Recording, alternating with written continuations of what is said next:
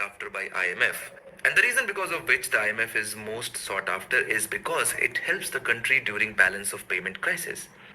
Where a particular country runs out or it looks like it's going to run out of the money to pay for its imports.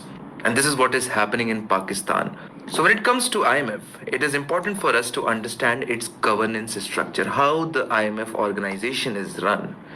So there are three most important part of the structure which is important for you to understand and keep in mind. Board of Governors, International Monetary Financial Committee and Executive Board. The Board of Governors being the most important part of the IMF because it is the highest decision making body of IMF. It consists of one governor and one alternate governor for each member country. Now, this governor is appointed by the member country and is usually the Minister of Finance or the head of the central bank. So, in case of India, either it will be the Minister of Finance or the RBI governor. Now, let us know in the comment section which one is for India. Now, while in last 20 years, Board of Governor has delegated most of the decision-making powers to the Executive Board, but it continues to retain the right to approve quota increases or alteration or remodifications of the quotas allocated to each country, SDRs allocated to each country, the admittance of new members and amendments to the articles of agreements or basically the constitution of the IMF and how it is going to change is approved by the Board of Governors.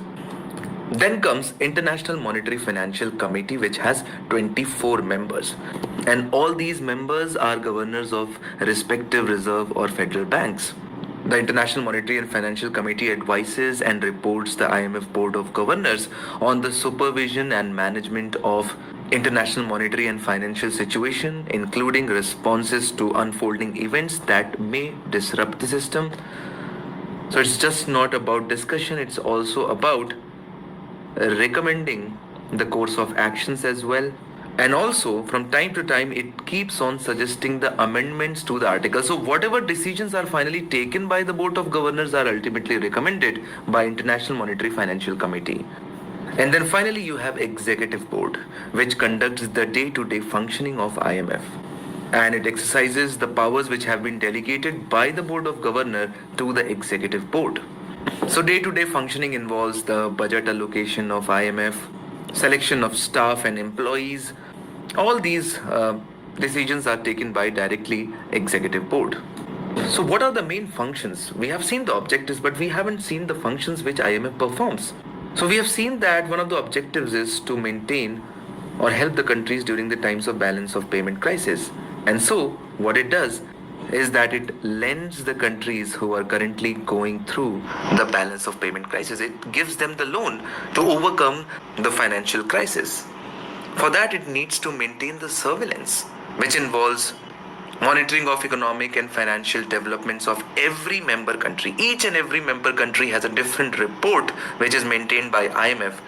And accordingly, it keeps a ready list of policy measures, the recommendation which each and every country has to adopt. At the same time, it also keeps on continuing with appraisal of exchange rate policies of member countries. And so you can clearly see that in absence of the surveillance, the financial volatility in the world today can become worse. Because of which it is extremely crucial that IMF keeps on providing the technical assistance to the countries along with the lending. Apart from which, a very important role which has been played by IMF has been towards money laundering. Now you have seen all those FATF stuff multiple times in DNS, so there is no need for me to repeat it over here. But overall, you can understand or you can appreciate the idea that benefits to member countries of the IMF are many. Basically, they get balance of payment assistance as IMF is like a lender of last resort. For example, RBI is a lender of last resort for us. IMF is a lender of last resort for countries. They have access to information on economic policies of all member countries, and so they have opportunity to influence each other countries for economic policies, technical assistance in banking, fiscal affairs, exchange matters, financial support in times of payment difficulties, and hence increased opportunity for trade and investment.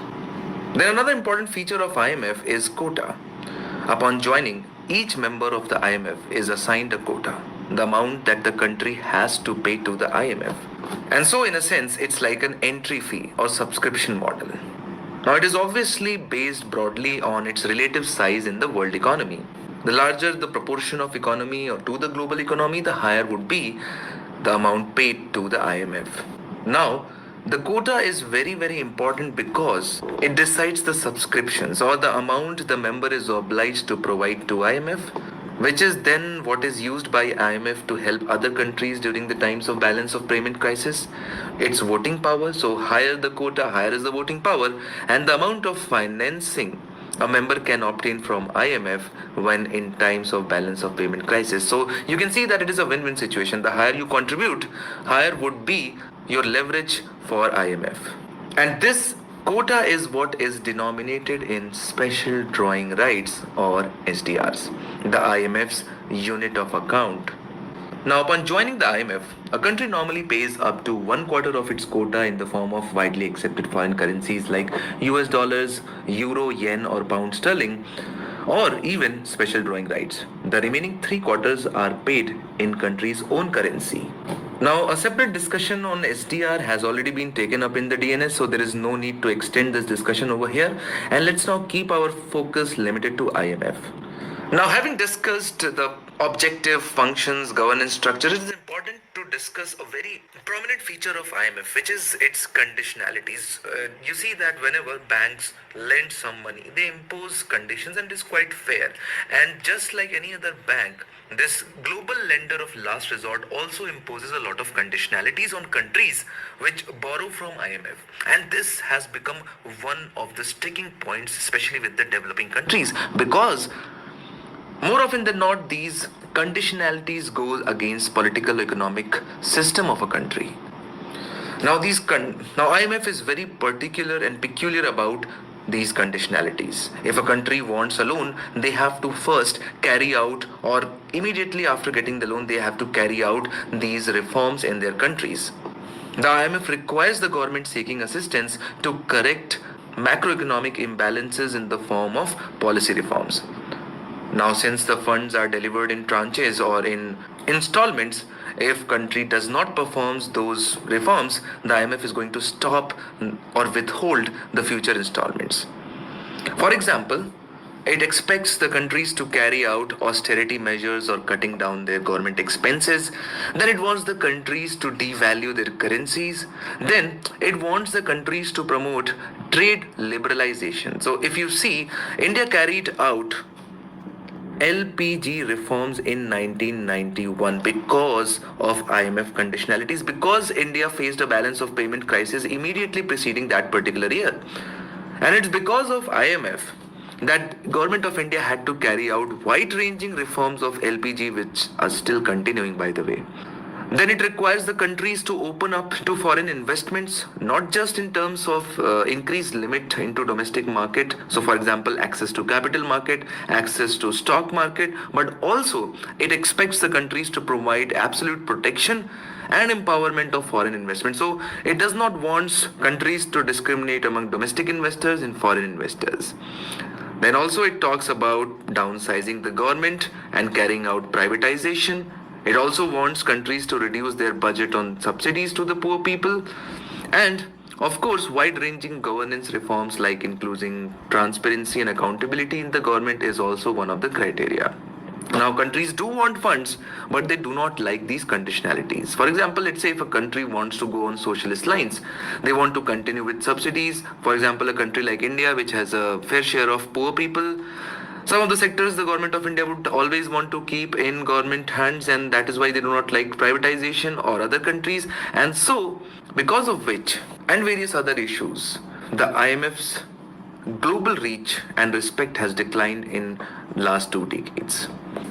The first and foremost is applicable to almost all the global organizations is a structural underrepresentation of Global South, which has been one of the central criticisms of World Bank as well as IMF, which relates to power imbalances in their governance structures, where, as a result of voting shares being based principally on the size of and openness of the country's economies, poorer countries, often those receiving loans from these Bretton Woods institutions, are structurally underrepresented. Then, there is a trend of undermining democratic ownership. Now, what does this mean? Now, this means that the economic policy conditions that these institutions like IMF promote, often attached or recommended as a part of loans or projects or technical assistance or financial surveillance, undermine the sovereignty of the borrowing nations, limiting their ability to make policy decisions and eroding their ownership and national development strategies. And this is particularly the case for IMF as a lender of last resort for governments experiencing balance of payment crisis. They are not left with any other options but to follow what IMF is dictating.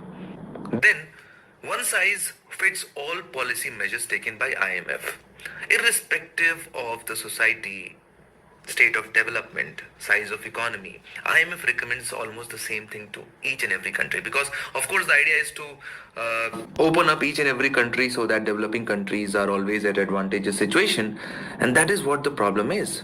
Then, of course, we have seen conditionality. So, one aspect of conditionalities is undermining the sovereignty and ownership of the country. Another one deals with its economic and social impact.